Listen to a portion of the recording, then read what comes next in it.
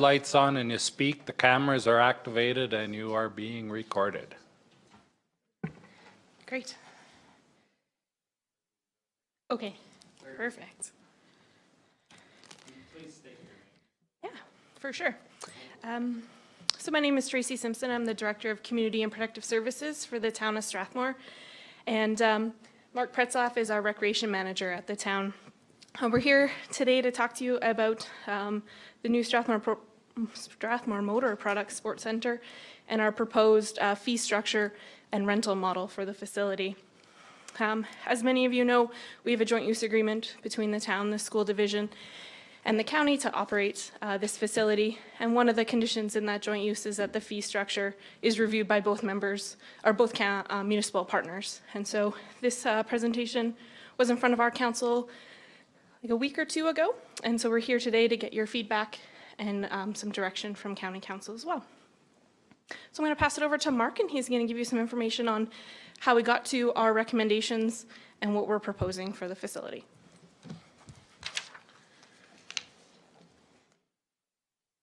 Excuse me. Thank you, Tracy. So our goal with this project, or with this, was to create a fee structure that both promotes and encourages participation in sport, health and wellness, and active living to the overall benefit of the community. What you're seeing here is the first steps in developing this fee structure, and it was a comprehensive comparison of admission rates amongst similar sized municipalities within the province that offered similar amenities. So I'm not sure how clear you can see that, but we looked at the town of Brooks, Okotoks, High River, Drumheller, Airdrie, Hanna, Leduc, Spruce Grove, Cold Lake, and then our recommendation is on the bottom there. So you can see that we're, in terms of the drop-ins and the admission passes, whether it's a 10 pass, 20 pass, or monthly basis or annual, we're relatively in line with some of the neighboring municipalities and or towns or cities within, or towns within Alberta that offer similar amenities. The other thing that should be looked at here was to maintain some consistency amongst other town operating, other town recreation facilities, such as the Aquatic Center and the Family Center. So some of the categories, whether it's drop-ins, 10 passes, or monthly or annual, are in line with those other facilities. In addition to this research of the municipalities, we took information from HEAL, which is the Healthy Eating and Active Living. It's a group in Strathmore that, excuse me, that its job is to try to advocate for those type of things. And as you can see here, it talks about indoor walking and some of the fees associated with that. So majority of people were in favor of a fee for indoor walking, and anywhere between the $1 and $2, and that's reflected in our fee structure. Talks here about the prices as well as the maximum, which it's pretty obvious that no one wants to pay more than they actually have to. So anywhere between the $5 would seem to be somewhat acceptable. So here you can see some of the admission rates again, broken down in different categories. Here in terms of accessing some of the lacrosse and futsal fields as well as the gymnasiums, and then a prices associated just for a walking track only. And you can see here that's one thing we're going to be looking into adding, is based on some of the comments from Town of Strathmore Council, was a rate for families for walking track only. And excuse me, our last slide here talks specifically about user rates for those sport organizations, and as well as the facility rentals. You can see the lacrosse field, which is the bigger of the two playing surfaces, futsal and the gymnasiums. And again, that comparison was based on our research from those other municipalities. We elected to go with a prime and off-prime season here, and the dates are listed there from September 1st to June 30th and July 1st to August 31st. Excuse me. Our next steps here is obviously share this with with members of Wheatland County Council, but we've also shared it with our user groups and asked for their feedback. HEAL, which we talked about, and as well as any of the community interagency groups. So I think that's kind of it. So the fee model that we have presented will obviously drastically impact the budget for the facility. Our goal is to reach a 70% recovery rate based on usage and sponsorship for the facility. Our projections right now is it'll take us about 5 years to get to that, as it's going to take time to build usage and our membership base in the facility. The off-season or the non-prime season rates are to encourage participation in those slower months when we're anticipating really low user activity.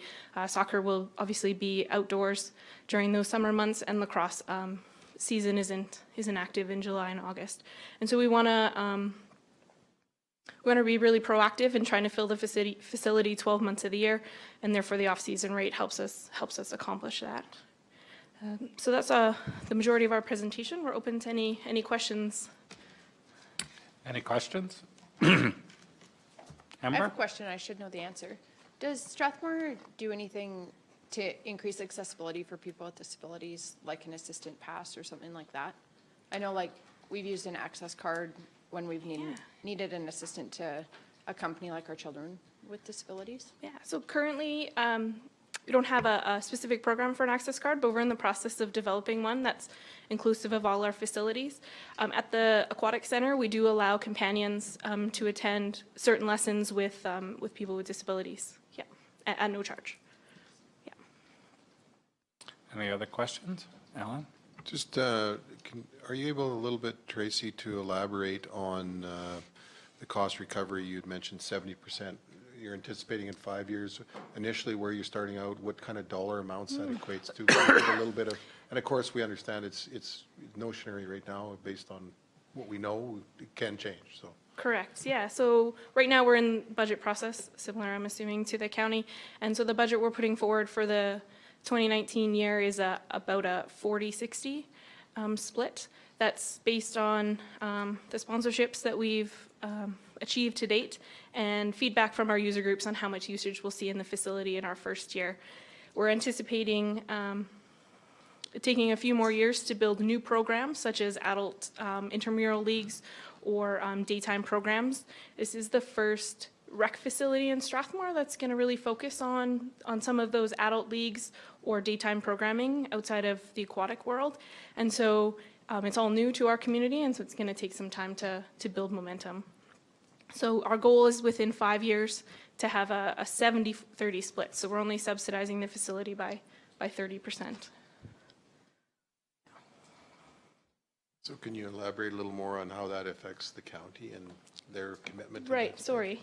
I definitely can. So in the joint use agreement, the way it was set up is that the town and the county would be responsible for the deficit or the subsidy, and the county's portion would be 30% of that 30%. Yes. Does that answer your question? I don't have the numbers in front of me for the budget because it's not finalized yet, but we can share a draft copy if you want. Yeah, I think that would be great, Tracy, if you could do that once Strathmore Council's had an opportunity to go through that, then we Sure. can bring that back to Wheatland County Council so they have an understanding. Currently, I think we've budgeted $75,000 for the next number of years with an inflationary in there to cover that, and there is a portion that's going into a reserve, if you want to talk about that. Correct, yeah. The other part of the joint use agreement, and this includes our partners at the school division, is that we're creating a common capital maintenance reserve. And so we're prepared 10 to 15 years down the road when some of the major pieces of the facility need to be repaired, like the roof or repaving of the parking lot, or the HVAC system needs a significant upgrade. And so we want to make sure that we have money in reserve to address those issues when they come down the road. And so all three partners contribute to that common and capital maintenance program. I just have a few. Oh, go ahead. Go ahead.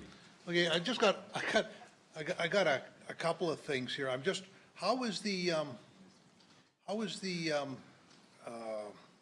the reserving of facilities going to work here? Like, is there going to be does Golden Hills get first crack at it and then, or is it sort of because I can see going forward, it's going to be very difficult to try to do, especially anything in the day, if Golden Hill says, no, it's all ours. And so that's my first part. And the second part is, and I've never even seen the game play, pickleball. What facility do you use to play pickleball? Like, what of those? And right off the top then pickleball, whatever that league, they should be paying more money because they just have more. No, it's just one of those things. It's always tough to get things to go up, but it's really difficult to bring prices, like start at high and then you negotiate. So, and that's because that's what I found in Strathmore. They have a tendency to underprice stuff. And so you go in heavy at the very beginning, especially with the people that have disposable income. Just my thoughts.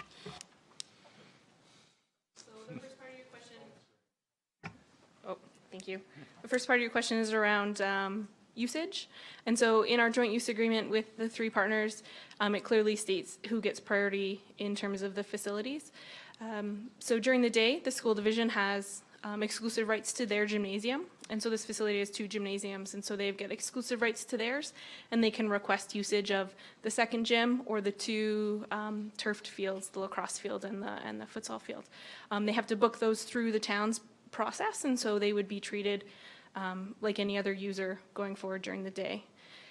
After the school hours, so at 3:30, the community gets priority over all of the facilities, and then the school, after 5 o'clock, once the school programs are done, then the community gets to use their gymnasium as well. And so we've been working very closely with the school division to come up with a program that makes sure that they still get to benefit from the facilities that are in their school, but it doesn't overtake and we still allow some community use. We're anticipating a very aggressive pickleball league to start off really quickly. And they would play in the gymnasium. They play on a badminton style court, similar lines, and they would pay the adult rate for the gymnasium rental for an hour, which is just that. Yeah. Sorry to cut in here. Yeah. Just that City of Calgary, my daughter played premier soccer, so a soccer gymnasium to play soccer in the City of Calgary 5 years ago was $105 an hour.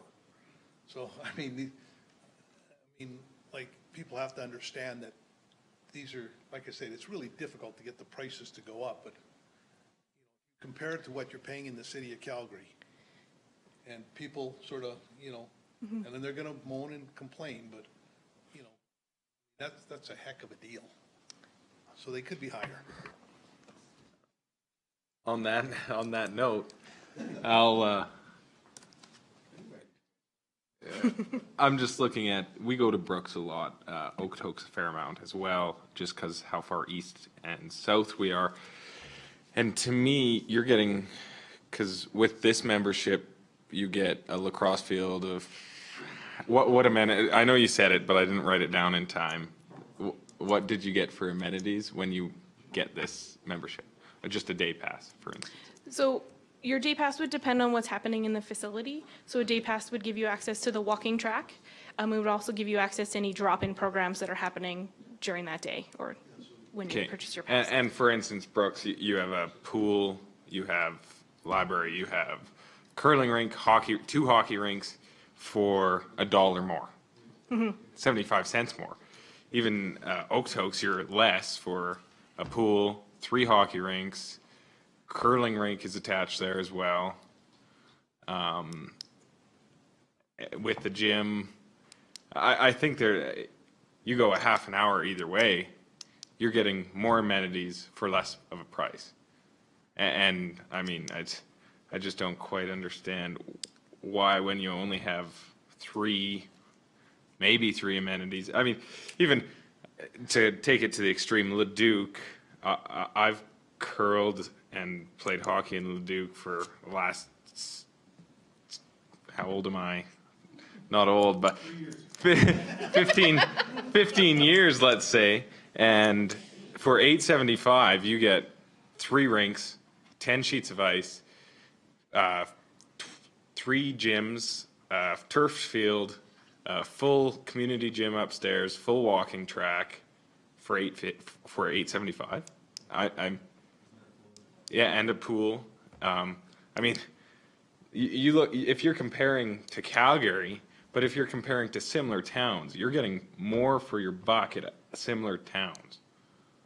Whereas Strathmore is charging you out of the wazoo to walk around a track, in my opinion. Yeah, but $2 to walk around a track, because that's really all you can do unless there's other things going on, because during the day you can't really stop in there unless there's something going on in that gym, because you can't just, I just don't think you're getting very much for what you're paying compared to other places. I mean, we curl in Brooks and that, maybe that's what I would start to look at if I was in the town's position, which I'm not, but have a rec pass that covers your membership in your aquatic center, your twin rinks, and this. So I can respond to that. We are looking at an all rec pass for all of our facilities. It's a bit more challenging because they're not all in the same place, and so it's a bit of a different model than a facility like Leduc where they're all under one roof. But it's on our radar to look at a fee model for that. We want to make sure that it's priced properly, and so that's hopefully going to come into effect in 2019.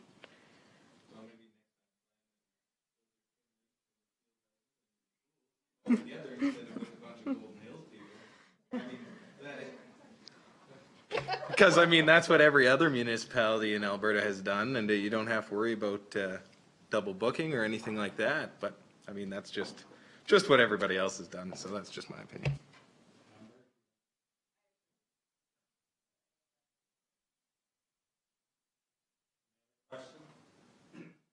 Any other questions? I guess for me, how did you arrive at the 70%? Why not 100% recovery? One of our goals in recreation as a kind of an overarching philosophy is that we want to make sure recreation is accessible to our residents. Because we don't have an access card and we don't have a subsidy program in place, we want to make sure that we price it in a way that everyone has access to activities and to recreation. As Mark said at the beginning of his presentation. Thank you. We want to encourage wellness and participation in recreation. It's proven to create healthier lives and healthier people, which is one of our main goals. And so by not subsidizing at 100%, that's one of the goals, is we want to make sure it's accessible to everyone. We came up with the 70-30 as a goal with our council, and that's where we want to strive to get most of our recreation, as a 70-30 split. And it was a strategic goal on their part. Okay, did they formalize it in a way of a motion, or is it policy, or just a go-ahead for you to plan on that? It's in our long-term financial plan, which was adopted by council. Okay. Yeah. So is there any other questions?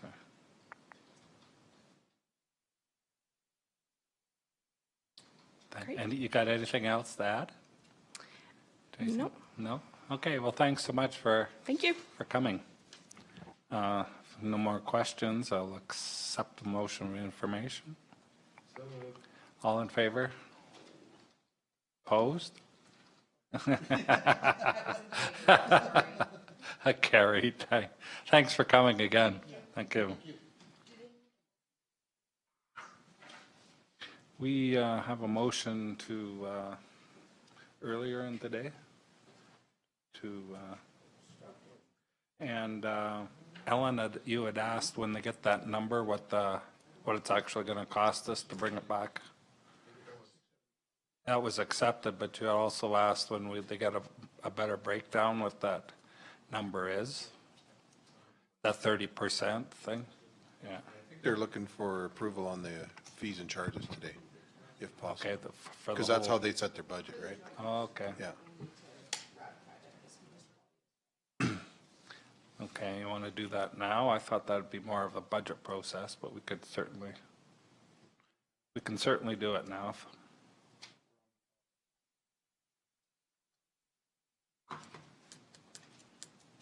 You can move that? Yeah? Do we need more? I wigged out there, sorry. There was a nut tree, So, running out onto the branch to grab the nut and, so I think because of our joint use agreement, the town is looking for us to ratify agreement with the proposed price structure, or we need to propose some changes if you have, like, if you feel like we need more conversation, we should have it now as a council. I'll just reiterate what I said. I think there are other facilities within an hour radius that you can get more amenities for less amount of money.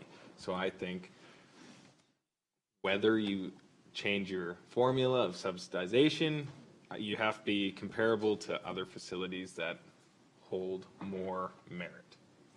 My suspicion, and maybe Tracy or Mark can speak to this, I suspect their projections are not accounting for a ton of day use in this facility, probably a significant amount of walking.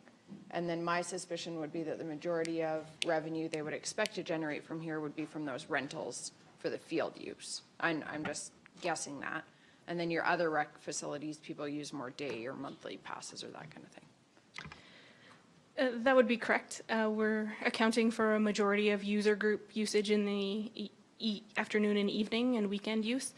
Daytime programming is going to be slow to start besides walking, and it's going to take time to build that momentum.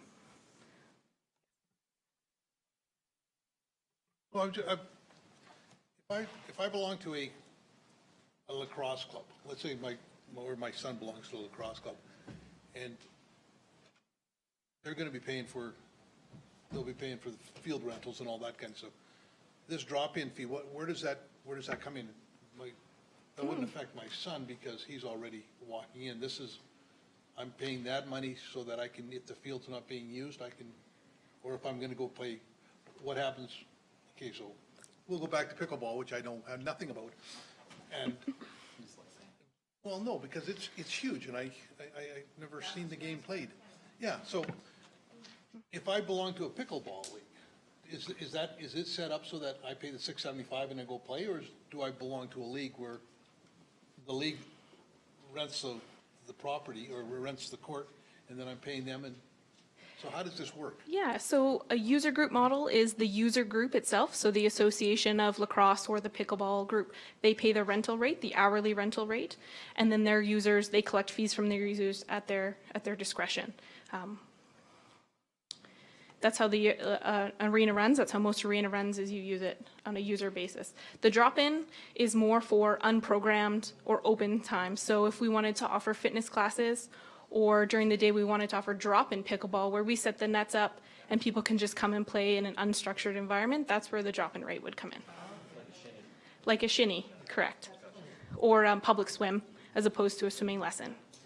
It's not quite the greatest comparison because you still pay for your swimming lesson, but in theory, yeah. And pickleball is a great sport. You should all check it out. Okay. So when you're talking this 70%, 80% or whatever, have you done a figure on 100%? So you can see the difference. Personally, I like to see the 100% if you recoup the costs or recoup all the costs, not just part of it. I'd like to see the difference between the two. So just to clarify, you want to look at a fee structure that would recoup 100% of our costs. So we did not go down that road just because that's not the direction we got from our council. And so, yeah, the fees would obviously go up. And so if you were interested in that, we could probably come up with a number. I guess the asterisk on that would be because we haven't operated in a year, we're not, the operating costs are still a little estimate. Yeah, you know, around heating costs and things like that. So, yeah. Any other questions? I'll make a motion if you want. I'll move that Wheatland County Council ratify the rates that the town of Strathmore has proposed for the Strathmore Motor Products Sports Center admission and membership rates as presented as part of our joint use agreement. Okay. These rates, are they renewable or reviewable every year? Yes, sorry, I didn't mention that. We review all of our fee rates on an annual basis, and part of the joint use is that we do bring it forward on an annual basis. So we will be back here again this time next year to review our usage, where we think we need to go, and with new recommendations. Okay. I know what it's like just to start up a new facility and not have any history on how much it costs.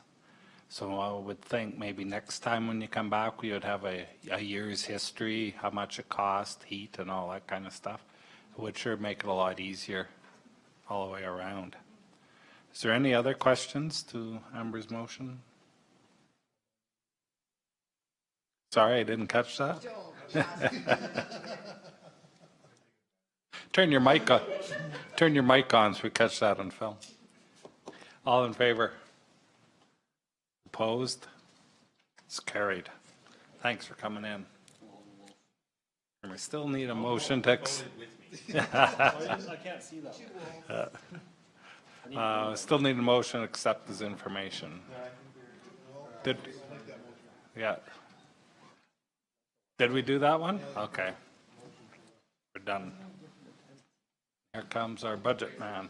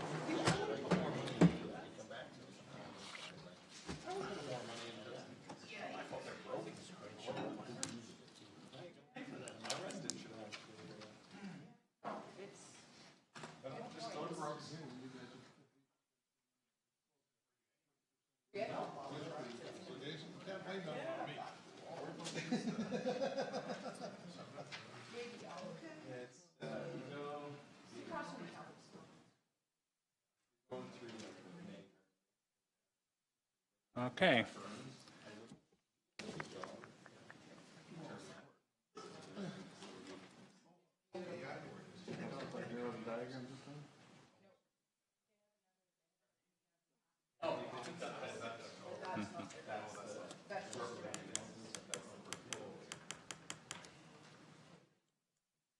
You ready, Brian?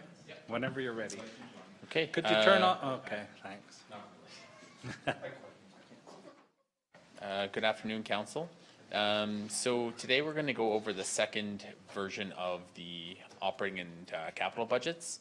So on page 191, what we'll maybe do again is go through the operating one first, and then if there's any questions, we can take council direction at that point, and then we'll move on to the capital, if that's all right with everyone. Sure. So on page 191, it starts the operating, and then on page 193 is where all of the changes were made. So this is kind of the process that we do. So any line in the budget we'll highlight with a like this yellow line right here, and that'll be on all the other tabs. So any change that occurred in the operating budget was for the reasons noted on the right. So total there were 37 changes. Quite a few of them were just reallocating departments. So changes 1 through 14, we just broke out economic development costs from the administration budget. Those numbers didn't change. They were just broken out for financial presentation, just so we can present that. And then the rest were kind of just based on updated projections that we did have.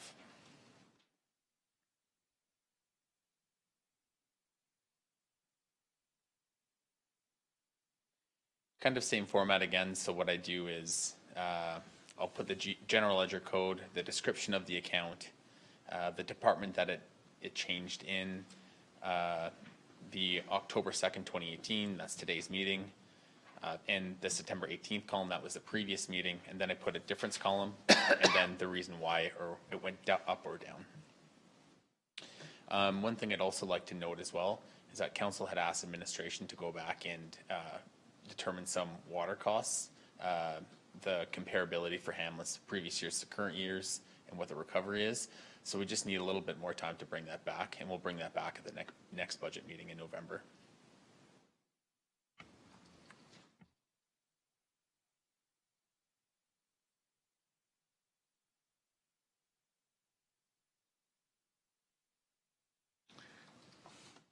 Just, as Brian said that, there was a request or maybe a statement about Wheatland Regional having a presentation. And I thought it might have been today. No, we couldn't do it today, but last meeting I made a motion or a strong recommendation that maybe by the November meeting we could have a presentation. Would council like it at the same time if you had your water done? We'd all be in the same room, or does council just prefer to have them on a separate invite, a separate slot on the agenda? Separate? Okay. I'll see if we can't get something together for the November meeting for Wheatland Regional. Okay, Brian, sorry for that. No worries. I was kind of completed the operating. So just as mentioned before, if there's any other questions or clarity that anyone wants on any specific tabs, feel free to let us know. If there's any questions or comments or direction you wish to provide, please let us know. Any questions? This might be directed more to Mike than to Brian, but I'm just on the sewer things, like on I just find out where I am. So if I go to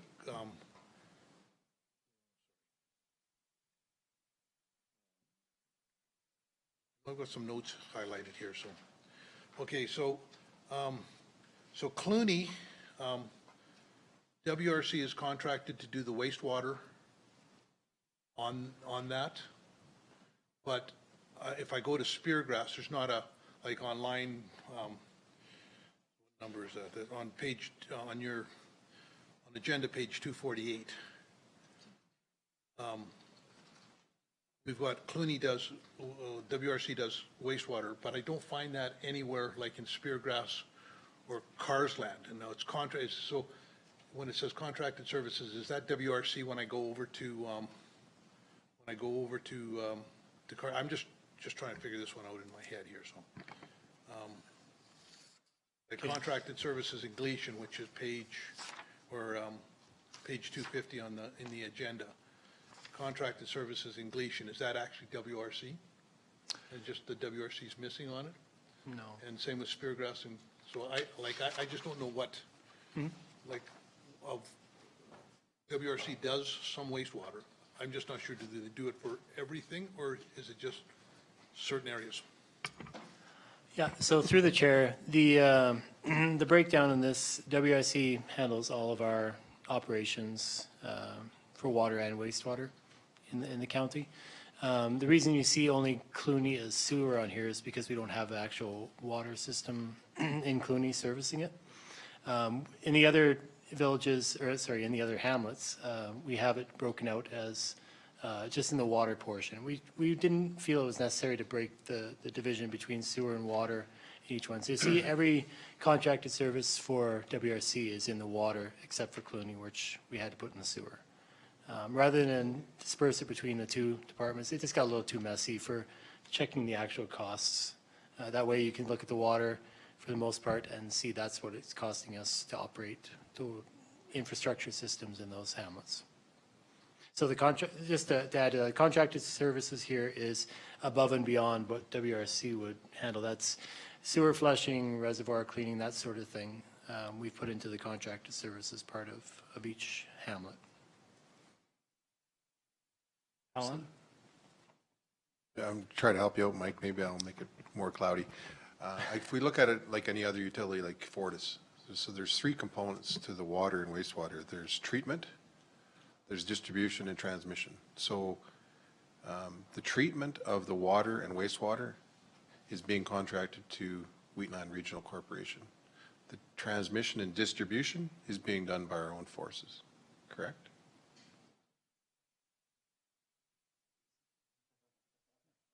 Through the chair. I'm just trying to make it simpler. Hopefully Yeah, I'm not making it no. cloudier. The transmission, the distribution, to a point is still managed by the WRC, but we also have a Hamlet crew that does a lot of the work, the actual physical work on there. That Hamlet crew still needs a certified operator on site if they open up any water systems, that sort of thing. So we still have an input that we need the WRC qualified staff to be on site basically to make sure that we follow regulations with that. So, question on that? Counselor? 4 parts of the license. There's water treatment.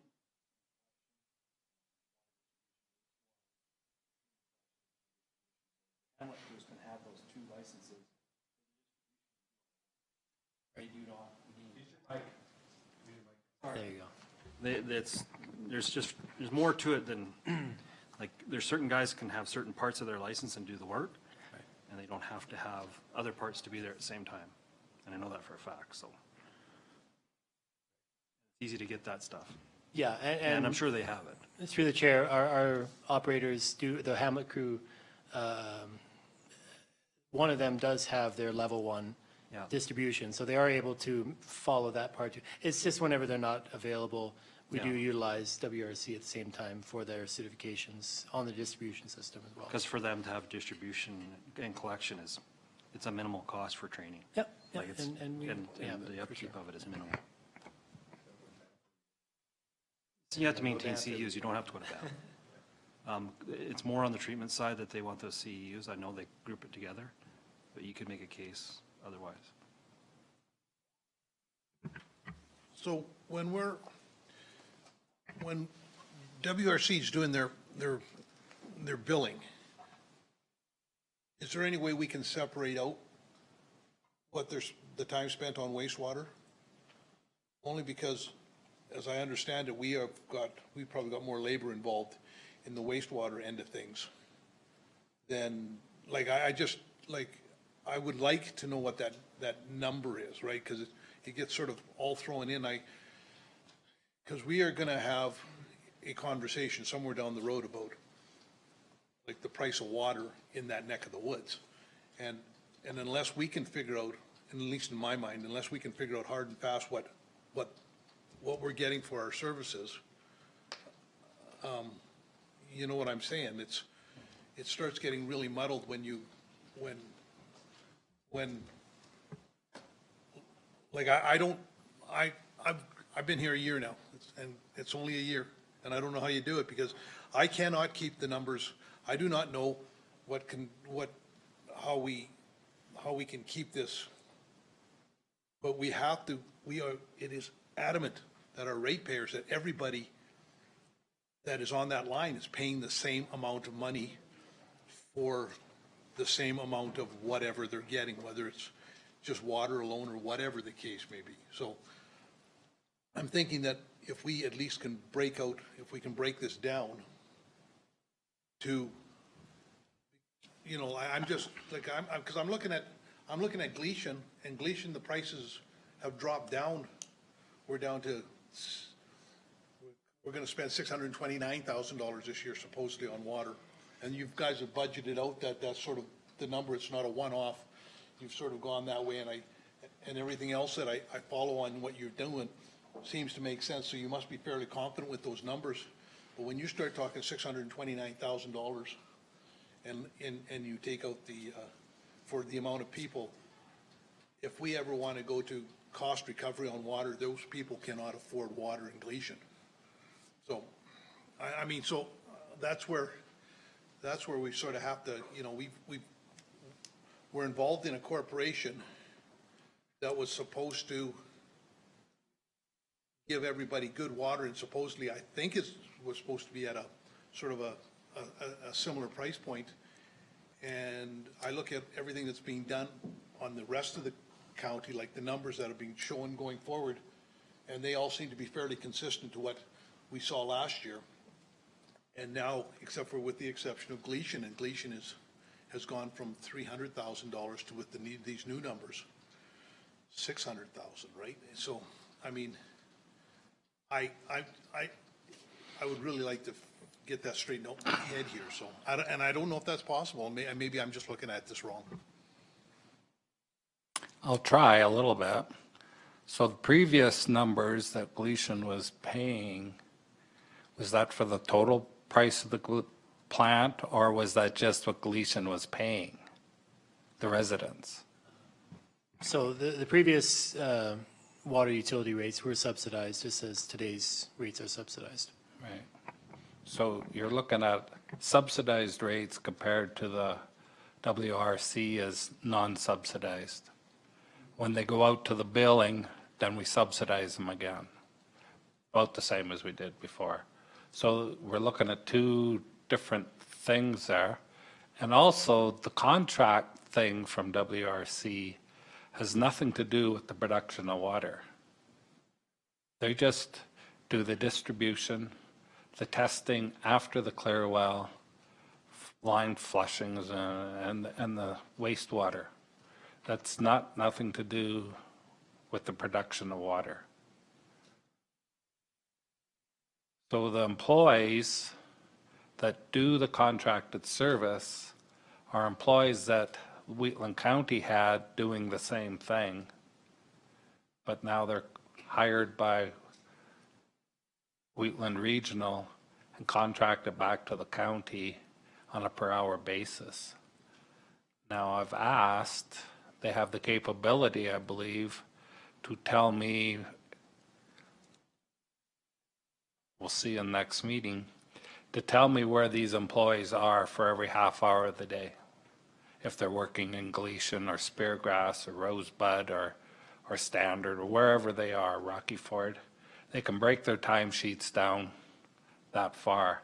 I don't know if they've been breaking them down for wastewater or distribution. But keep it in mind that with contracted people, they do work in the plant to produce water, but the county doesn't pay for their time producing water. That's on the water bill. We only pay for the time that they're doing the distribution and the wastewater parts of their contract. So moving forward, the price of water was different for sure. It appeared to be everybody paying the same price, but the villages were getting the distribution and the wastewater as part of the water price. And Wheatland County wasn't getting that service as part of the water price.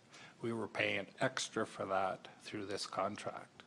And that's the difference of the two contracts that were there. I'm pretty darn sure everybody on the board realizes now that what's going on. It took a while, but it's there, and we're starting. The board has asked for a true definite price, and we're going to go over that the next Wheatland regional meeting to hone out what the price of water is. That's not been done yet. And once we know what the price of water is, and then we can do the services like we do services, everything else, and get it out of this one lump thing. It's not transparent the way it is now. So that's our goal on this budget, and that's what's taking so long. But they have no history on what it's costing, so they got a pretty good idea now to protect it out to the end of the year. Hopefully it's accurate next year to be way more accurate. But that's the goal. Does that help any at all, Tom, or? Well, it breaks out to the appearance of being fair. Like, I don't know what, in my mind, everybody should be, water should come to the gate at each facility, Standard, Rocky Ford, Gleason. The fact that it may cost a little bit more money to push the water to Gleason could be figured out into the bill because there's more utilities, more electricity pushed on the pump.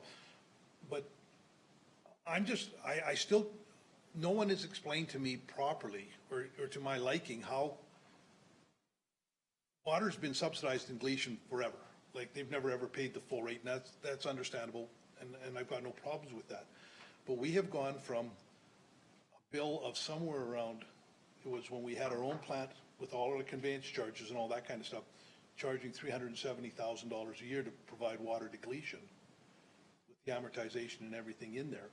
And now we're down to, right now, with the new numbers, we are gonna be $629,000 to supply water to Gleason. And nothing's changed, Gleason hasn't got bigger.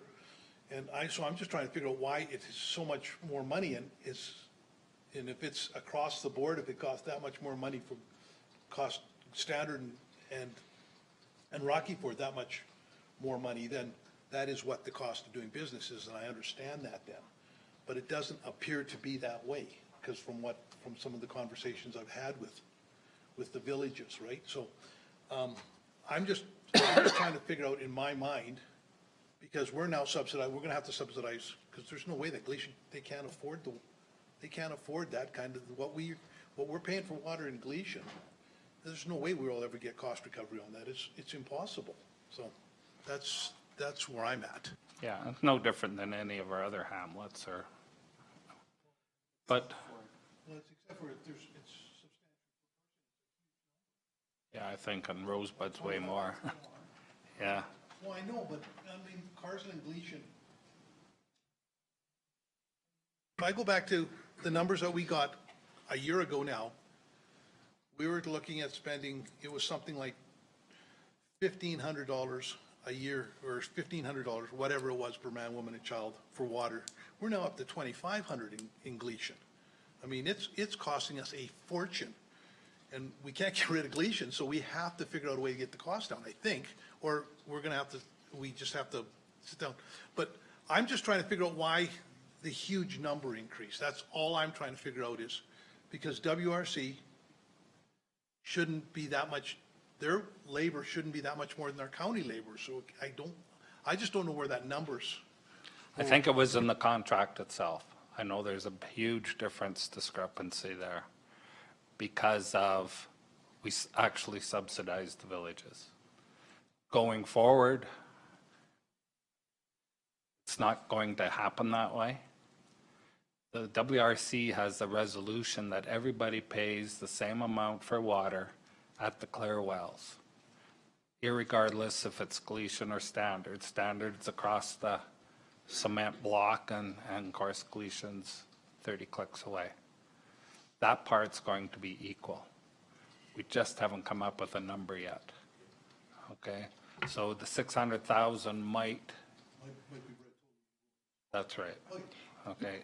Yeah, by looking at this, it looks like you used, last year was 416,000. That would be, part of that would be putting in the line, right? It's a contracted service, no? I don't know where Mike got the numbers from. I can just talk for WRC, and I don't have my WRC papers So it's a here. WRC contracted service. Last year, 416. Okay, that's a budgeted number. Don't Yeah. look at the budgeted number, because like Reeve Kester stated, we don't know what the actual costs. The 416 is budgeted. The actual year-to-date cost 2018 is 187,736. Oh, okay. So you can see by that, it's going to be considerably less than the 416. Right. So just be careful on the budget compared to the actual, so. When we get some hard numbers, it's going to be a lot easier. Yeah, no, I understand. I just want the. And the co-op is going to have a direct number. That's a hard number. I know where it come from. For the counties, it was harder for us to get them numbers. I appreciate now maybe they're easier to get than they once were, but it's not as easy to get the hard costs because of our mobile workforce, for one thing. Is that a fair statement, Mike, or? Yeah, Well, actually, that's not correct. I mean, our county, with the wages we had in there, we knew exactly what it was, right down to the penny. Yeah, You're saying WRC has that information, so once they Yeah. get that, but you don't Present. have it yet. we don't have it from That's right. WRC. That's what That's we're waiting right. for, yeah. Yeah, Yeah. so when we're able to provide them numbers, we can update our numbers, and I'm thinking it'll be a lot closer. Just year-to-date, like, when does this, like, we're at 186, so when would this have been to? September? Through the chair, yes, I believe the number was updated on September 7th. I know I had it in here at the top, and that, so what that is though, is that's what's been posted to our general ledger. My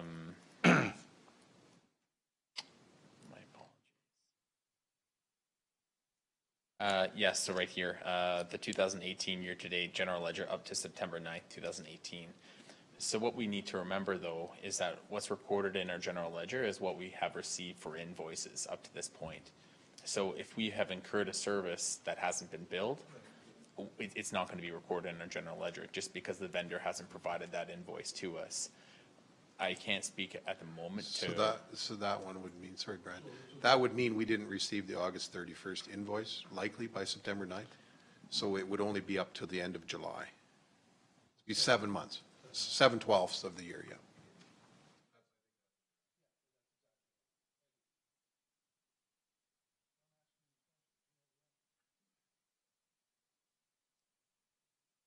Any other questions?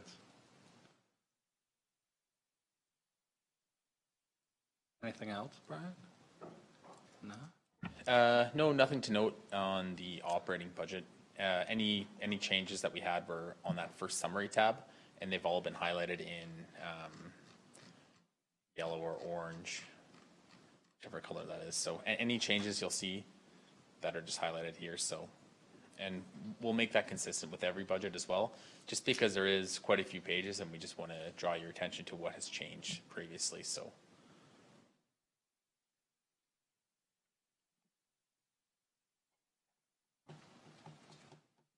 There's no further questions. Maybe we can move on to the capital budget.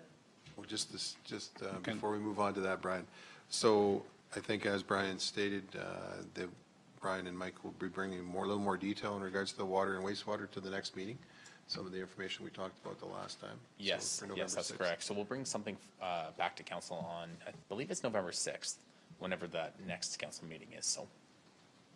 So is there any other direction on the operating budget before we move on to capital? Everything else is okay as far as the information you're receiving? Because if there's not, we won't make any revisions to anything in there, so. There'll still be another couple kicks at it, but Yeah. if there is something that stands out to anybody, then let us know now and we can make the change, but if not, If not, we can have a motion to accept as information. yeah. Any questions? All in favor? Carried, thank you. Okay, now we can do the capital budget. Okay, so on page 261 of your agenda package is the capital budget. So the capital budget, it was a very rough document before, so at this point, we've kind of firmed it up a little bit more. So this document that you see today is kind of where administration is kind of thinking of going with the budget. I didn't highlight the changes in yellow or orange. I should have, but I just did not. There's quite a few changes. Most of the changes came through with paved and unpaved roads. Those are the items that I believe administration was working on, firming up the projects that they were going to work on and the amounts. Another item I'd like to point out on this budget itself is, there was some additional projects that were brought to me before the previous first version of the budget, and I just had missed putting them in there. So there were projects for community services and the cemetery. So those were provided to me. I just had omitted to get them in there. So, and the other change I'd like to bring to council's attention is there's a new tab called the facilities tab. So the facilities tab is any building project of a facility that the county owns that we have budgeted for or intend to budget for future projects that are kind of on the way. We thought we'd break this out into a very specific tab, just so council could really see the changes or any building things. So this will include any upgrades to the administration buildings, future upgrades, fire halls that may need to be built, public workshop, any facilities. The Gleason Arena will be in here as well. And another project that we have noted as well, and I did highlight it in yellow, was the ASB building expansion.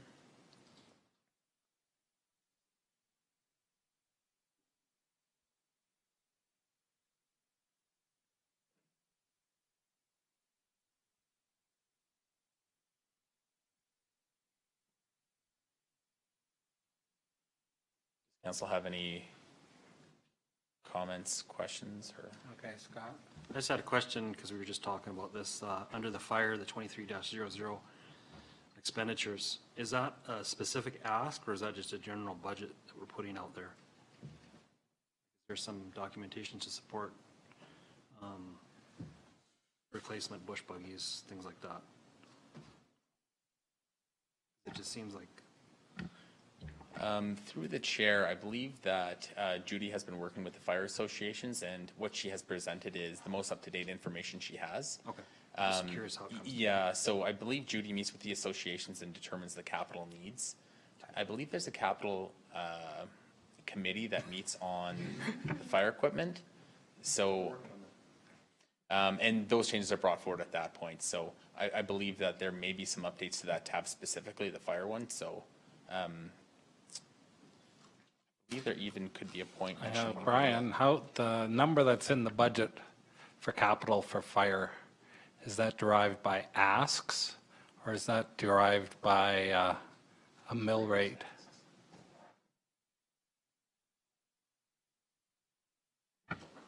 I'm not quite sure of that answer. I'd have to get back to you on that one. That's kind of, that's under the fire piece, so that capital procedure, to my understanding, there's a committee that meets, and then they discuss the capital needs. I'm unsure if that's a need or a requirement, if that's the question you're asking. Okay. Because I think that the way it works is there's a pot of money there and they get together and they try and divvy it up. It's not, they get together and say, I need this, and then put some money in the pot. I think it works the other way around, and that's where we're. Could you check that out and explain that to council next Yeah. time we get together, how exactly it's working? Does that make sense, Angie? Through the chair, as I understand it in my conversations with Judy, it's been a bit of a hit and miss process. So what I'm used to is that an association would make a request, a capital budget request, but it would be justified by data.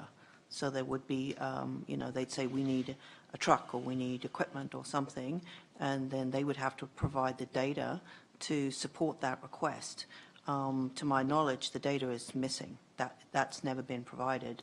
They've just made requests for equipment, but there's no justification. So that's part of the issue that has to be addressed with through the capital committee or some kind of fire capital committee. Now, to my perception, that's not how the capital committee works. Each of the fire departments come in and they've got a request. Maybe they all do, maybe they don't. And if the total pot of gold here is $500,000 and the requests come in at 800,000, then they decide among themselves who gets the 500. And if the requests are 400, well, then there's 100 left, so then they have to decide how they're going to spend that too. So I would like clarification on that, so all of council, we all know exactly how it's working. Because I think I keep hearing different things here, and I think there's a disconnect on the actual workings of this committee. Same was all the fire money is not derived from how much they need in the budget. That money is derived from a certain mill rate put on different classes of assets. And we end up with a pot, and then we just disperse of it that way. So I think if we're going to change things, we should be really clear on how we're doing it now. Because believe you me, there are people out there who know exactly how it works now. And So, That was, sorry, that was my point, was to shine a light on this, because this looks like someone sat down and said, in 2019, we need this and this, 2020, we need this and this and this, and it looks like all that work has been done. What you're saying is something different. We're saying we have a committee, we're saying we don't. It needs some, definitely needs work, because I like to see where it's well thought out plan of action, what we're gonna do, have the backing to say, yes, it's needed, and we move forward. That's the most fair way to do things. Don't support an idea of having a pot of money and having people in a room deciding what they want to do with it, not taxpayers' money, and I'll fight to the bitter end for that. I think this planning is the way to go, and prove it. You need it, prove it. And if they want us to fund something else over and beside that themselves, that's the way I've read things, and that's the way I feel it should be. My 2 bits. through the chair, the way that the current funding model works is that there's different classes for different, there's a lot of different, there's operating funding and capital funding. So there's money put aside for large equipment, there's money set aside for buildings, and there's money set aside for operating funding. So the county pays 60% of the asset. It could be 60 or 40. I'd have to just confirm that number. 60? Okay. And then the way the funding works is that the county collects 0.2 of a mil on all assessment classes. And those are divided into different categories. So it's between operating, large capital, and building. So that's the way the current funding model works, how we collect money and put aside. And then we distribute operating funding based on that formula as well. But as for the capital needs, I'm not exactly quite sure how that capital committee meets and plans. That's something we'll get back to council at the November 6th meeting. Currently, there is no structure, there is no terms or reference for that committee, and that's, council wants to give a direction in that regard, we can develop that, so. I want to stress the point, the Fire Capital Committee through the years, it's very structured for the ones that are there. They know what they're buying, and they're all making plans back and forth. Yeah,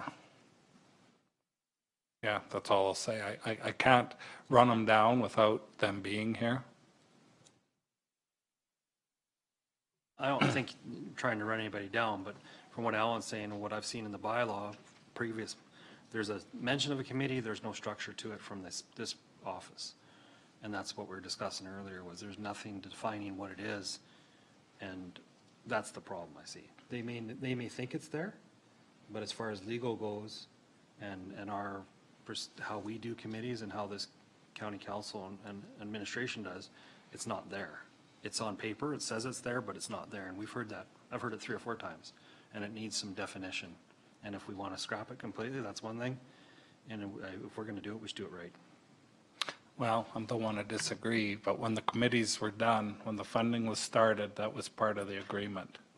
We didn't pass a bylaw to make it structured, but it's been operating for every year that there's been, and that's been going on for 20 years. These people have been going to meetings and there's minutes. They come here and they present their case, and this council's always voted for what they wanted. I know the lawyer said it's not a committee because we haven't put it in a bylaw, but it has been working as such. And going forward, I'm not trying to sway on how we go forward. I'm just telling you how it happened in the past. And to say it doesn't exist because there's no bylaw when in reality it has been working is 2 different things. Amber? Yeah, I agree. I think we can't be misleading by saying that it hasn't been functioning as a committee, but obviously it's not formalized the way that it needs to be legally. I just want to reiterate, like from our in-camera conversation, that Councillor Wilson and I will take this forward when we meet with the fire associations tomorrow evening, and we'll discuss it with them. I believe they are aware that we need to formalize how we do things. And I know personally, I have said that there has to be some rationale in how we're spending all of our funding, whether it's capital, operational, or buildings. I believe they understand. Yeah, and I understand, I would agree with that. So we'll work on that and have some discussions with them and see if they may have some solutions too to bring to the table. And I think going forward, we will, like, it has to be, in my mind, a more strategic plan so that we're basing it on things like call volumes, what type of calls are happening, what equipment is needed where, and who requires equipment. And I think we have to look at the county as a whole and our fire service across the entirety of Wheatland County, where our population is growing, where it's not growing, where we have industrial growth, which I think justifies like our focus on Cars Land right now. I think we have to take into account all those factors. And I think our fire departments will strategically look at things that way as well, and then we can work together. And I think going forward, we can get some clarity around what those needs are for capital.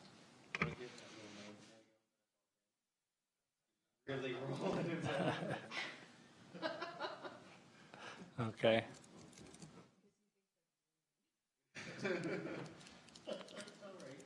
Okay. Yeah.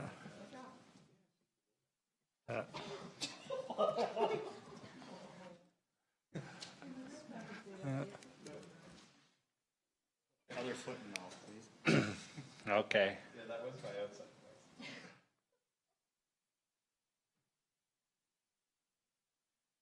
That's a good thing, though. That's a compliment. You think I'm being calm but optimistic? Got Is there any anything other- else to add, Brian? Are we? No, I don't have too many other things to add. Yeah, a lot of them, just please take a look carefully. If there's anything that council would like to provide direction on to staff, please let us know. We'll bring back that information on November 6th.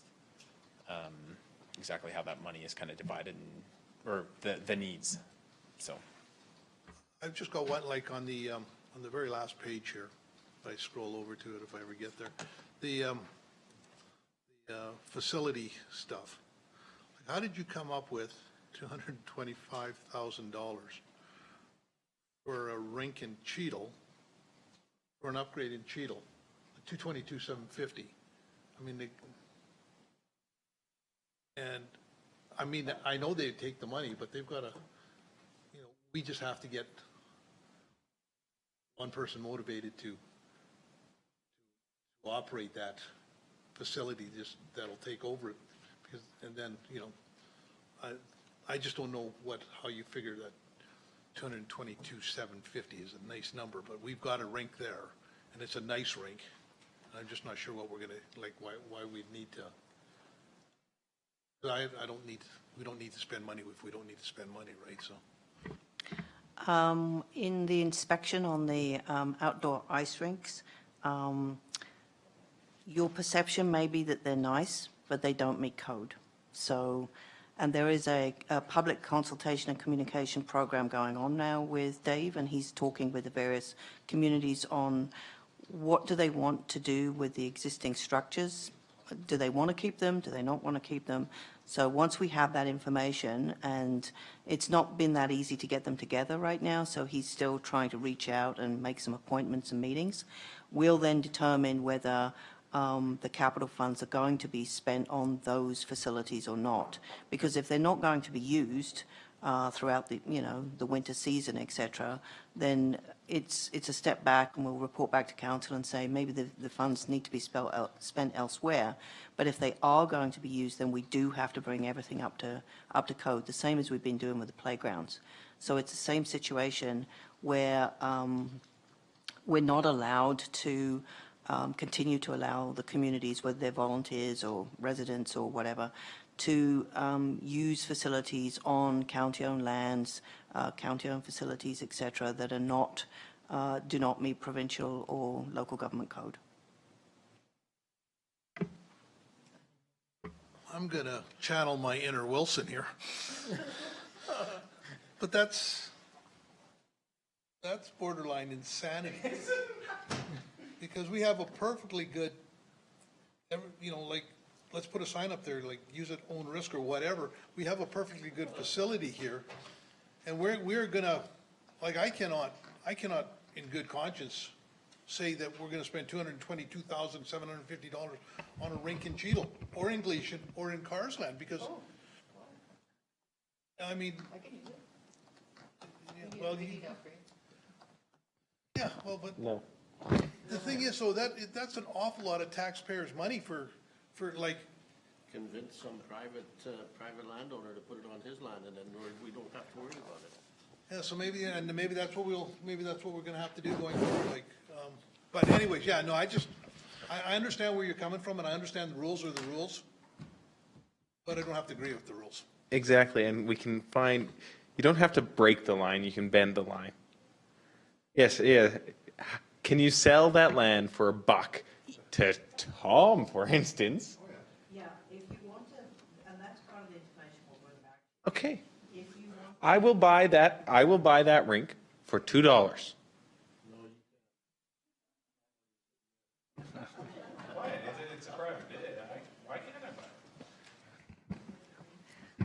Through the chair, the difficulty is if it's county-owned land, and even a county-owned facility, we are responsible for it. We've had legal opinion on it more than once, and I've been to seminars and conferences on parks and recreation, risk and assessment, due diligence, liabilities, and it's simply getting worse and worse through Alberta, throughout Canada.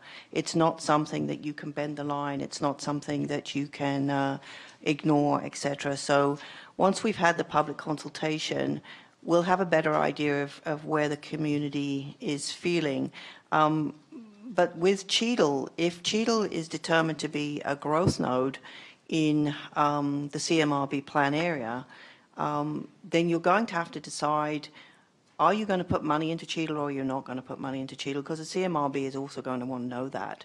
So if you want to grow Cheadle, one of the CMRB requirements will be that you grow that in its full entirety, and that it's not then leaning on other areas for all its needs. You can't just do residential per se. You're going to have to grow it properly. So, and recreation is becoming a much stronger part of that, and you'll see that as you start to go through a lot of the CMRB Land Use and Servicing Committee meetings.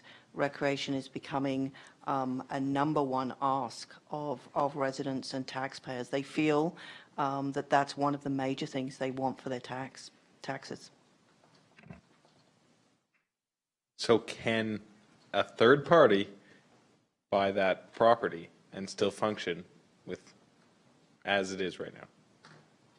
If a third party was to put in a request to council to purchase the land, purchase the facility, etc., that is when we then have to make sure we get a legal opinion on what is our due diligence on selling a facility and handing that over to a third party, knowing that it will be used by the public. We would have to get legal opinion on that and see what our risk and assessment is on that. Having operated outdoor rinks in the past, I know there's a lot of risk in them, just with our weather that we have here, trying to have it so people don't hit the surface below and go flying into the boards. And it's a big amount of money to spend for something that you may only get 1 month a year out of it. And that's the truth in Alberta. I've seen it happen many times. And having the running of those facilities and having it run safely is more of a risk and liability than the actual facility itself, to make sure that it's safe. And that's the bigger concern of those community-run organizations, is it's the reality of it.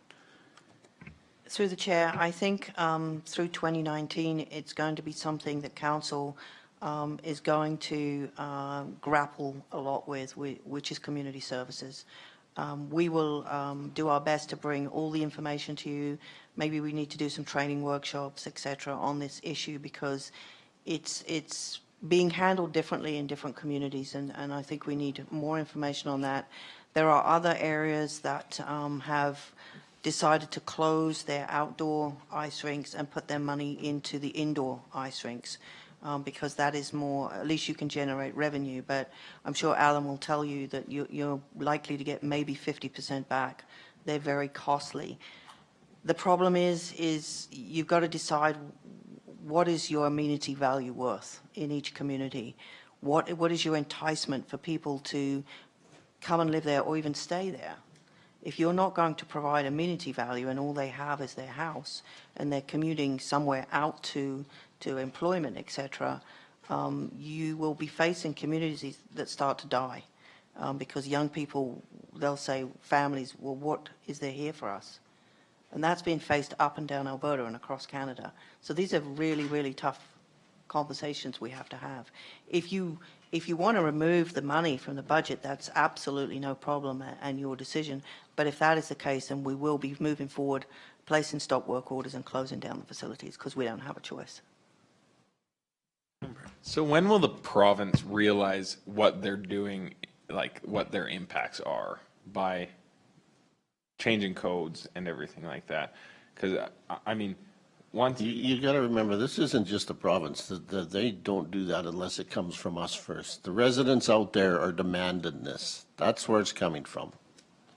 It's your local, you take and buy that piece of property and you run that rink on there and somebody will come on there and complain because you don't have a lifeguard or a safety guard or a something, you don't have this, and the next thing you know, you're going to be in court because they're suing your butt off because you haven't got it set up properly for their kids to come and play. That's right. And no offense, but if we keep going like we are, it's only going to get worse. So if we keep appeasing them like we are right now, it's not going to get any better. So maybe if we actually grow a spine and do something about it.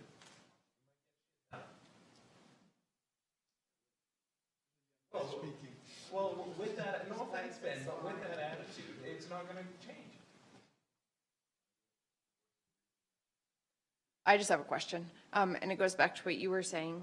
Has there been any thought in that budgeting process to look at putting in like a cooling system so that you can get longer longevity out of the outdoor rinks? Like I know Standard talked about doing that, and then they have some redundancy built into their recreation so that if something happens to the ice plant in their main, like indoor arena, they can use the outdoor arena as backup for practice games, tournaments, that kind of thing. And I have no concept of what cost that would be. Yeah, right now we're just trying to hit the hot spots of what is obviously not meeting code, and it's not legal because we don't have a master rec plan for the entire county, and it is on the agenda to do in 2020, not 2019, because we're not ready for it. That is the larger conversation with the communities, though that will come through the RGMS and the MDP conversations, is what does your community want? And then council has to make decisions based on money, etc., as to how are you going to provide those wants, to what level are you going to provide those wants and desires, how are they going to be met? And that's where it starts to become a bit of a pendulum, because you've also got to be very careful if you say, okay, we're going to give something to Cheetah, we're not going to give it to Carsland and not give it to Rosebud. That's when you're dealing with the urban municipalities that have needs, wants and desires more so than maybe some of the rurals do. The rural areas, they'll have different needs, wants and desires, but parks and recreation is a really, really sensitive and tough subject. But I don't know a municipality out there right now that's not struggling with this because of the cost, the expenses of it, and the reduced revenue coming back from that. But again, it's about lifestyle, it's about amenity value. Developers come in and look for land, and one of the first things they ask me is what's in the area in the way of amenity value. What trails do you have? What parks do you have? That kind of thing. So it's going to be tough moving forward. And in the bigger scale, like in the bigger picture, an outdoor arena is relatively inexpensive recreation for that region, even though it seems ridiculous. And part of our responsibility sitting here is to ensure that we are doing everything that we can, like you're speaking to due diligence and that kind of thing. So as much as you might disagree with the rules, we do have a responsibility to look after these liabilities. And it's just, we have to do it. So, and I for one would not be in favor of those outdoor rinks being shut down. So while I don't love the cost of it, I think it's something that we have to consider. Through the chair, I think when you start weighing up the costs of indoor facilities versus outdoor facilities. And I'm sure you're well aware of the situations in Fernie and Calgary with facilities that are now beyond their lifespan. And this snow load alone will have a lot of people very worried up and down Alberta because the buildings, they can no longer take the strain, take the stress, so that you're going to start to see them closed.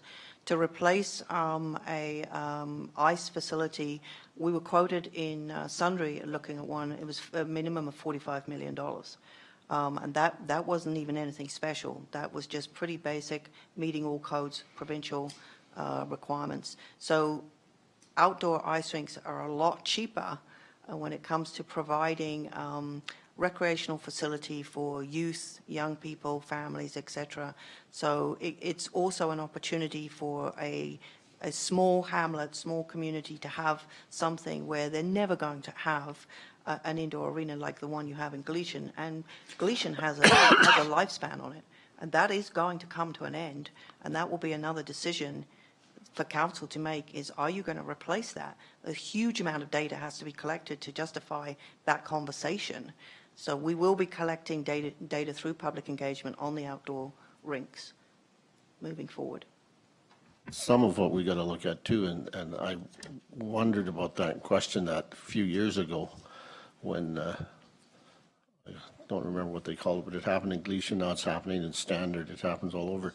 If you have, as a community, have an indoor skating rink, we're talking skating rinks, why in the world would you allow your community to build an outdoor skating rink so that now you're depleting the use of the one that you've already got in place that's costing you money, and you're putting money into another one, when those same people with a little bit of organization can use the one that's already in place and make that one a more of a possible profitable organization than running around and having 2 or 3 of them out there. That's what's happening. There's some place like Cheadle has nothing, so maybe an outdoor rink makes sense.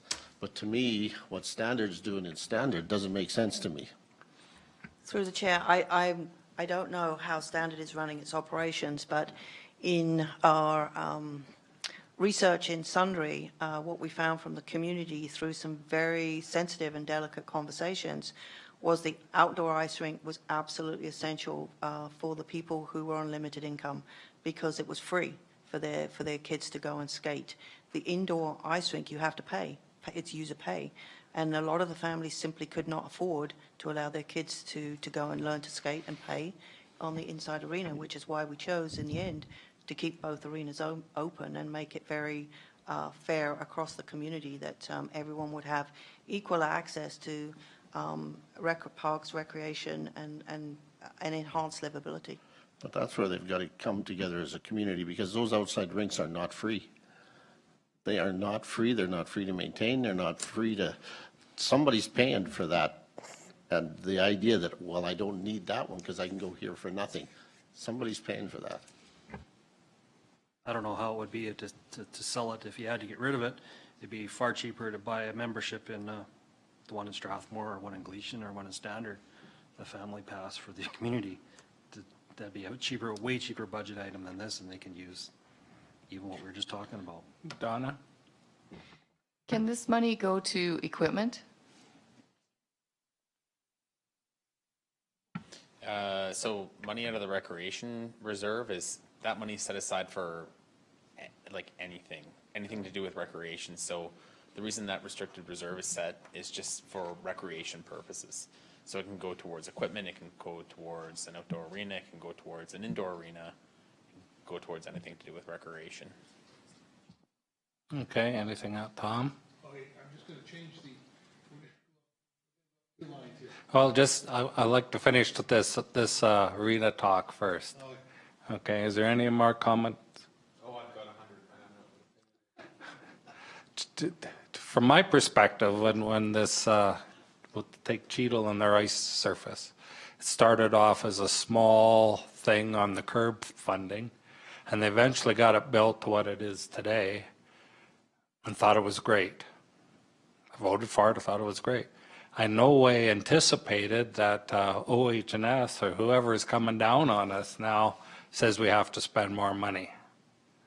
For me, there's only 2 choices. We keep it open or we close it. We can't run an unsafe facility. And unsafe in our world, like it or not, is what OH&S says. That's unsafe. We just close it down. I think that's our only two options. We just don't fund it. If somebody wants to buy it and use it for something else, I doubt very much you can use it as a community skating rink. I don't think we can contract our responsibilities away, our liabilities. We've heard it on fire. We're coming down on the fire and we want to do it. It's straight across the board. Okay. Well, Carsland wanted to have it, they're looking at building an indoor. That's just way out, it's just out of, it's not there. But we have two communities. Carsland has a small outdoor rink, but they wanted to have a bigger one, and then, but we don't have the volunteers that would be able to take the snow off it. So that's what I'm thinking, if we could get, if you can get equipment for it.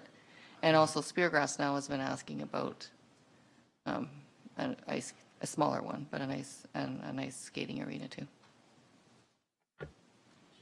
So give me your money. So is the issue the boards? Is that the? I don't have the technical report with me, but would assume Dave it's did have the technical reports done, yeah. Because I'm just thinking, if you took the boards off, does that solve the problem? You'd still have a surface. Oh, that board. I thought you meant a board. Okay, I have a question. So there is a number in the neighborhood of Strathmore, there's a bunch of neighborhoods with ponds. And people of that neighborhood clear that pond off and skate in it. That's probably not allowed. I mean, there's a chance you could die. Yeah. So, and do they look over that, or, because maybe as much, I think maybe that's the government's job, is to overlook some things and take the liability off of the residents. Because at this point, I'll gladly be personally sued if some kid can go and skate, because I don't give a damn about what's happening up the line. And, oh, I don't care. At least I'll die with a heart. Through the chair, I can't speak to Strathmore's rules and regulations or policies, but So if it's we have a pond in Gleason. if it's a stormwater pond, that is a different regulation. But if you've looked at what's happening in Calgary, there have been a number of drownings and deaths in stormwater ponds, and the city of Calgary is now looking at fencing all the stormwater ponds in Calgary, which I think 285, I think. Yeah, closing them all off.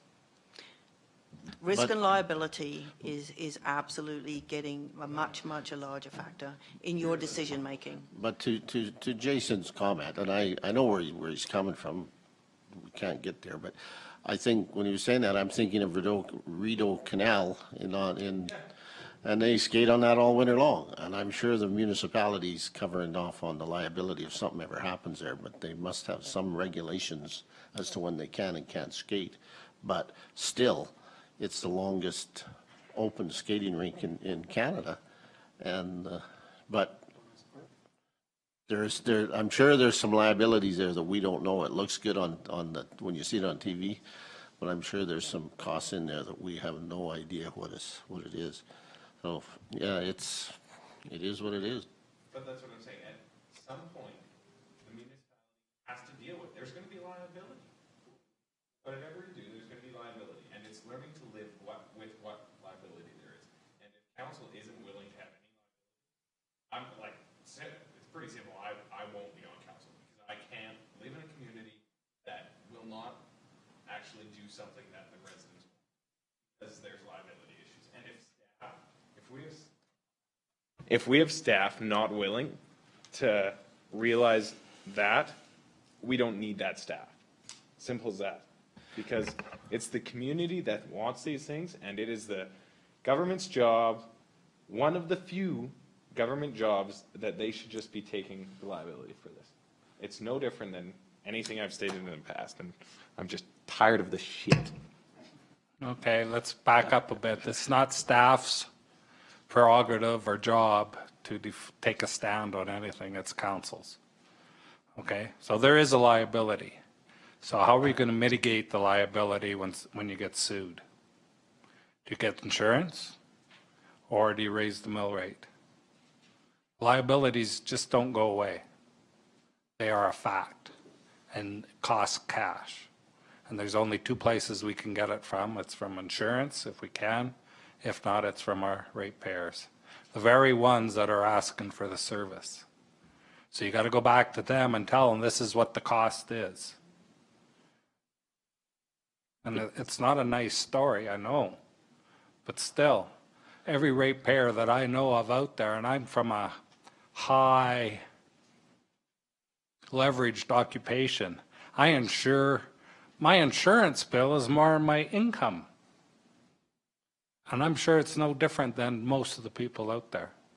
So they just can't come to us and say, have this for free with no liability, because it just doesn't exist.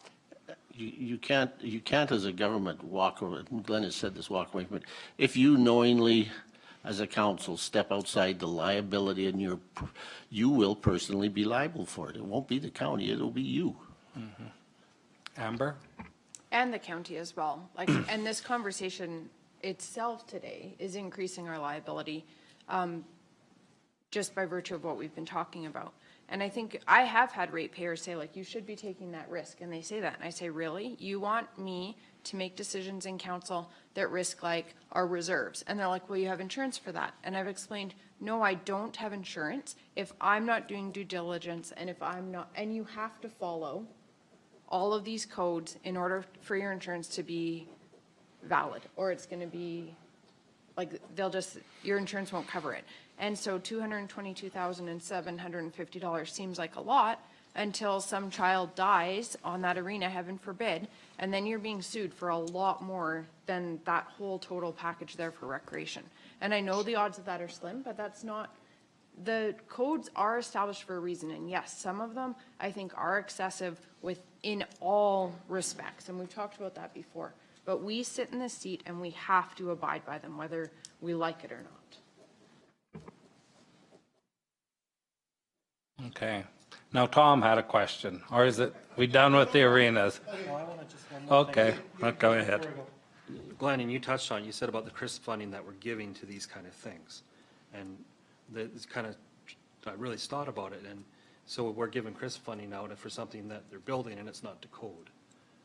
I won't say it wasn't a code. I don't know what the 200,000 That's something we got to is be for. careful, cognizant of in the future is, what are we setting ourselves up for? Wow, that's what I tried to explain. Yeah. As an example, we've got to think down. I believe that's curb funding, not CRISP Our funding. curb funding, yeah. I guess when it started out smaller, there wasn't much to it. But as it grows, I guess your liability grows. I think we also have to understand, and I think everybody does, is things have changed in the last Yeah. year or two.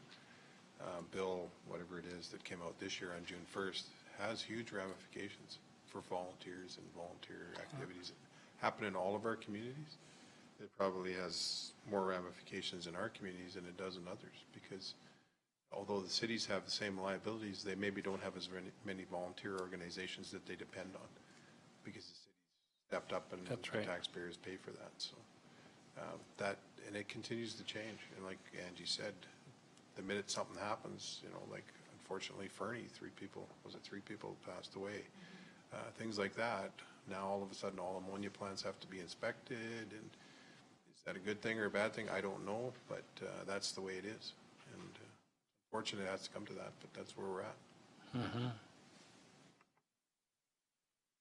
Through the chair, in the last few years, and Fernie is an excellent example, it's become really apparent that many municipalities have let their volunteers and various different community associations both operate, not just operate, but also look after the facilities from a repair and maintenance perspective. And that has rapidly come to an end now.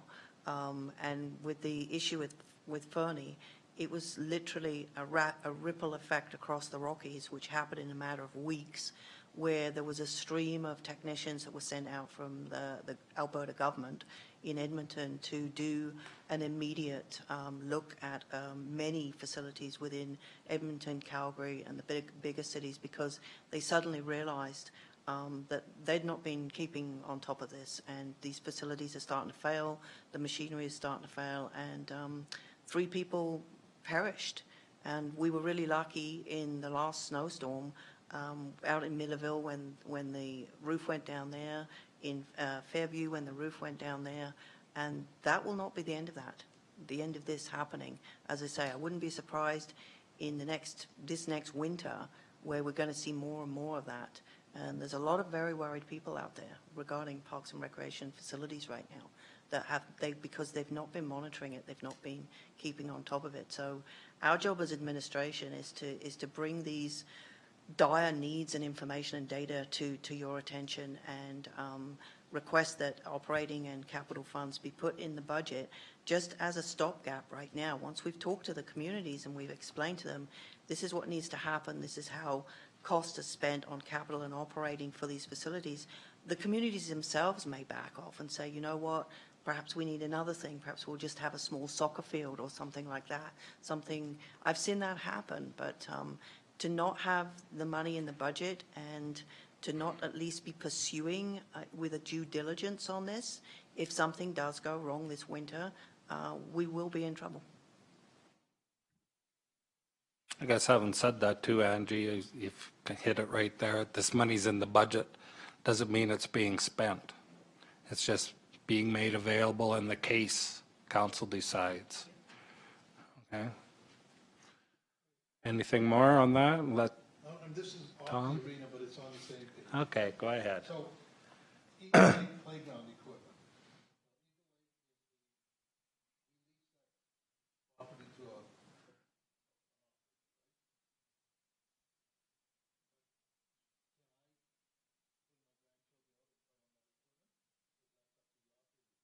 I'm just trying to figure out why we're paying for a campground.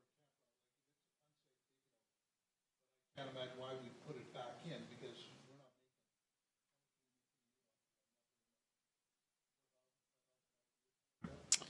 I'd have to confirm, but I believe the lease revenue is around 5,000. right. So it's going to be a long time to pay for that. In fact, by the time they get it paid, you'll have to take it out and get it. That kind of stuff, I don't know. I think that's private, that's almost private property at that point, right? But you can We remember, own the land. Well, I know, but we don't have to supply, I don't have to. but you got to remember through the chair, their contract that they're leasing that with, they have to spend X number of dollars per year on infrastructure. Who's to say that's not part of the infrastructure that they can spend that on? We just let them know that it's no longer safe, and it either has to be brought up or it has to be taken out. That's up to them to deal with it.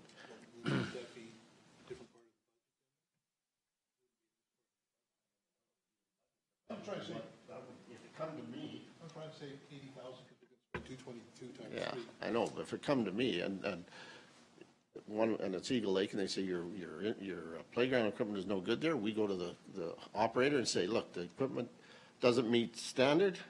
You want to maintain it, keep it for your residents when they're out here, paying you to stay here, then this is the code it has to be up to. Otherwise, it's up to you to get rid of it. Why should it be our? So maybe one of our planning and priority meetings, maybe in November, maybe we should invite our insurer to come, Brian, and speak to council about our risk and liability. Recreation's had a long-standing history of risk and liability, and it is changing. Not for the better, but it's changing. So just for clarification, the reason why the Eagle Lake campground playground equipment would fall into the capital budget is because we do own the land.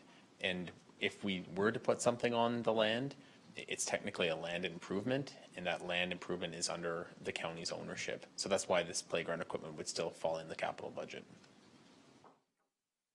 Even if it was for the use of the operator and the tenants of the operator, depending on the agreement with the lessee, then we'd retain that equipment at the end.